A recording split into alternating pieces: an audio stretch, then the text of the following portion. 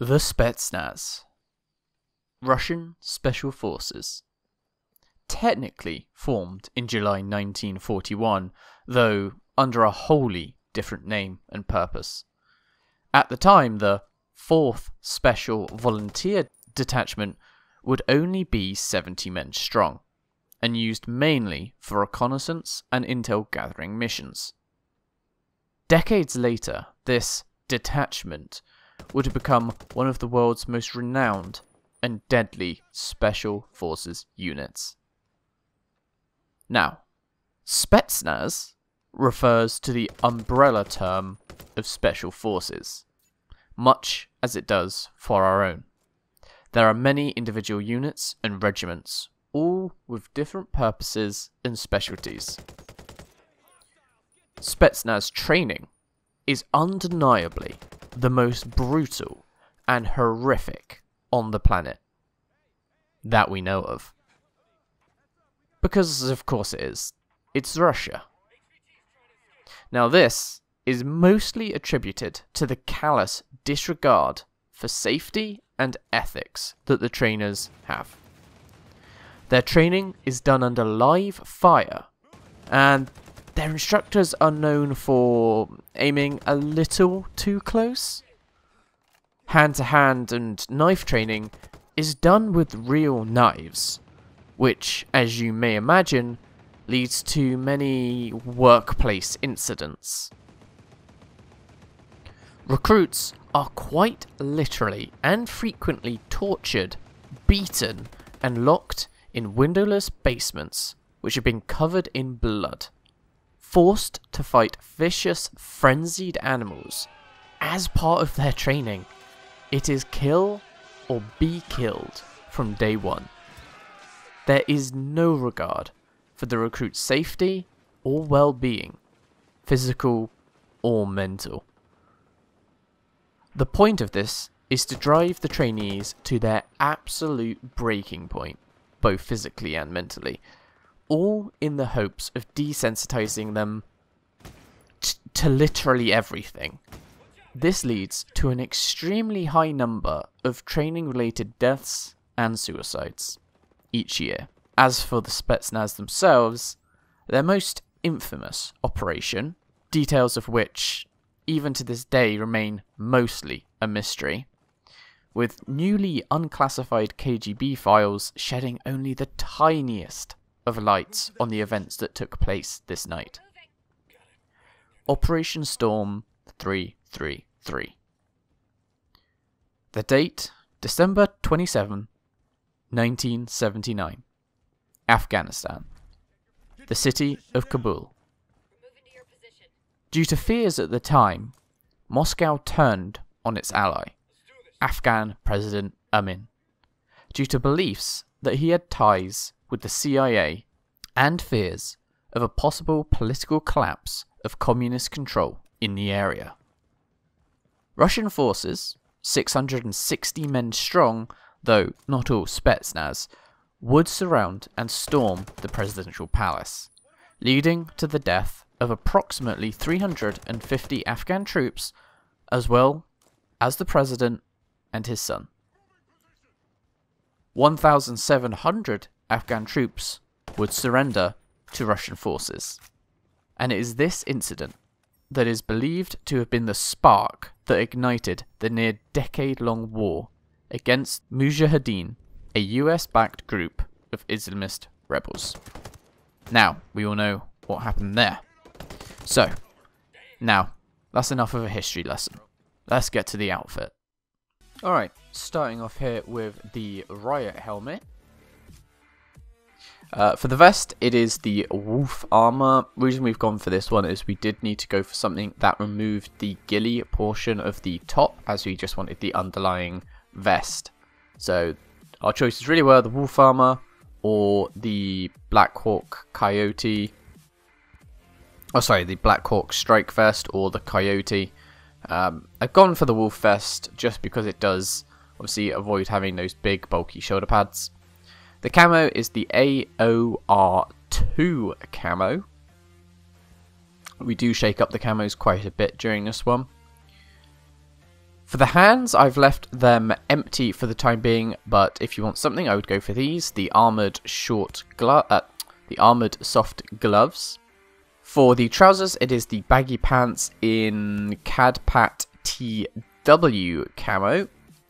Reason we've gone for those is we do like that it's got a little bit of strappiness to it.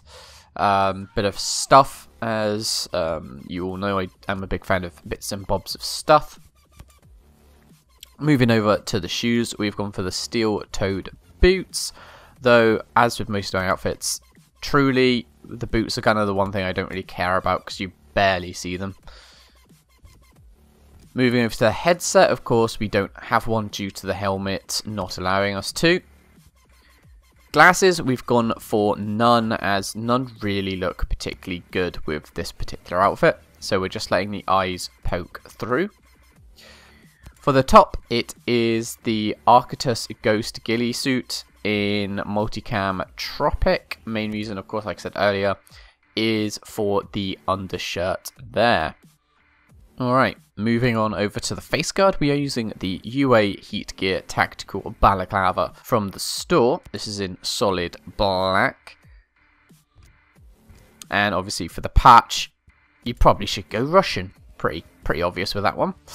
I don't actually have it at the time of the recording. That's kind of awkward. But yeah, that just about concludes the first one. Obviously, I do have some alternative options on my AI companions that I'll get to showing you in just a second. And for anyone wondering what guns I'm using, I am of course using two AK platforms. One is the AK-47, which of course, realistically, modern anyone will not be using an AK-47. It is a very, very old AK platform. Actually very outdated at this point. So I put it on because it's recognizable, but not something that would be realistically used. But there are the specs for you. Alright. The other one being the more modern AK-12, obviously made with the glass-filled polymer opposed to wood, which had a tendency to catch on fire. Much more reliant and much more modern AK that I do so believe that they do. I'm not sure if they use the AK-12 exactly, but they'd be much more likely to use this than an AK-47. Jesus. Alright, let's go over to the AI customizations. So on Fixit here, I have kind of a bit more of a lightweight variant, no helmet, just the balaclava with some ear protection. So for the ear protection, we've gone for the Peltor Lightcom 3 in olive drab.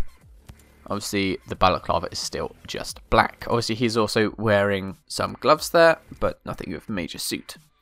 Moving over to Fury now, as you can see, big change up with the helmet there, with the resistance helmet and the pants being that of the Nomad pants. The helmet itself is in olive drab. Now, I'm not entirely sure how I feel about this one. I've just wanted to try and use it in an outfit for the longest goddamn time. And it looks a bit weird in this screen, but honestly, once you're in game, it does look quite decent actually. And finally, moving back over to Vasilis. Alright, moving over to Vasilis. This is our tanky boy. This is your breacher.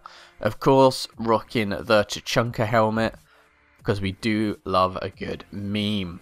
Also, how could I make a Russian outfit and not include this somewhere? So, couple shake-ups. The couple shake-ups on this one, obviously, there's no helmet protection, as Chachunka's helmet is a mask. For the vest, it is the heavy coyote plate vest in olive drab. For the hands, it is the Oakley SI Assault in olive drab. I did shake up the shoes here, but they aren't particularly important, so we'll move on from this one quite quickly. The only major shake up here is, of course, the top, which is the Armored Sport Zipped Sweater. My god, that's a mouthful. And this is in Cadpat TW camo. It does match the kind of the armor on the forearm there to the vest, hence why we had to use olive drab. And the helmet is, of course, the Tuchanka Masker 1SCH helmet. And that is in olive drab opposed to the default, just because the default is a bit too green, as we can't replicate that anywhere else on the outfit. Alright guys, with that said, that is the Spetsnaz outfit. I know it's not perfect, I actually struggled a bit with this one. We've kind of gotten to the point now where it comes to real life units, they kind of all just look the same. None of them really run specific outfits that they're known for, so it does get a little bit more challenging now, so we're having to get a little bit more creative than I would like. But with that said guys, have a fantastic day, stay safe, and I'll catch you guys in the next one.